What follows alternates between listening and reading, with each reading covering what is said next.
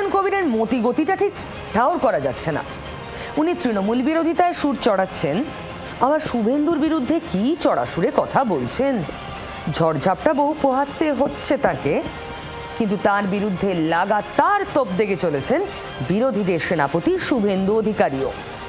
গতকালই হুমায়ুন নিয়ে রীতিমতো বোমা ফাটিয়েছেন শুভেন্দু। বলেছেন বাবরি মসজিদের টাকা বাংলাদেশ থেকে আসছে।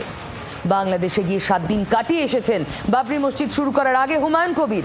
শুভেন্দুর দাবি, বাবরি মসজিদের শিলান্যাসের আগে, নতুন দল গঠনের আগে 7 দিন বাংলাদেশে কাটিয়েছেন হুমায়ুন কবির। হুমায়ুন কবির বাবরি মসজিদের যে অর্থ সংগ্রহ করেছেন থ্রু আমাদের স্টেট ব্যাংক অফ ইন্ডিয়ার ব্যাংকের রেতে, তার 50% বেশি অর্থ বাংলাদেশ থেকে এসেছে। 24 ঘন্টা পর ক্যামেরার সামনে এসে তার উত্তর দিলেন হুমায়ুন কবির। গত বছর 22শে ডিসেম্বর জনতা উন্নয়ন পার্টি নামে নতুন দল তিনি তৈরি করেছেন। তারও আগে 6 ডিসেম্বর মুর্শিদাবাদের বেলডাঙ্গায় বাবরি মসজিদের শিলান্যাস করেছেন।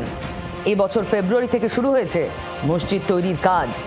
শুভেন্দু বলছেন বাবরি নির্মাণের আগেই বাংলাদেশে গিয়ে বসেছিলেন হুমায়ুন। বাংলাদেশ থেকে টাকা আসছে বাবরি মসজিদের জন্য। হুমায়ুন পত্র পাঠ তা খারিজ করে দিয়েছেন, কিন্তু অন্য অভিযোগটা মেনে নিয়েছেন। বলেছেন হ্যাঁ বাংলাদেশে গিয়েছিলাম। শুভেন্দু 7 দিন বলেছে, আমি 12 দিন ছিলাম।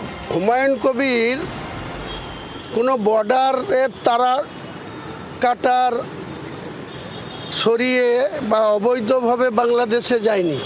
যদি বিদেশের কোনো একটা দেশ থেকে, বাংলাদেশ সহ আরব কান্ট্রির দেশ বা যে কোনো দেশ থেকে যদি 100 টাকা আমার অ্যাকাউন্টে প্রমাণ করতে পারে, ওনাদের ইডি কিসের জন্য আছে? ওনাদের কেন্দ্রীয় এজেন্সিগুলো কি করে? তাদেরকে লাগাক না আমার পিছনে। আচ্ছা, এই শুভেন্দু আর হুমায়ুনের হঠাৎ একে অন্যকে কামান দাগা, এটাও কোনো রাজনীতির চিত্রনাট্য নয় তো?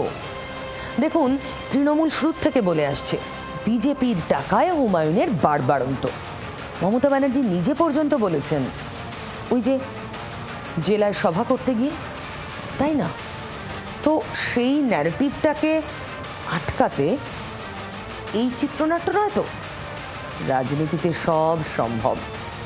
আর যদি চিত্রনাট্য না হয় তাহলে দেখুন বাবর হুমায়ুন থেকে বাংলাদেশ, ভোটের বাংলায় পানিপথের 4র্থ যুদ্ধ শুরু হলো বলে।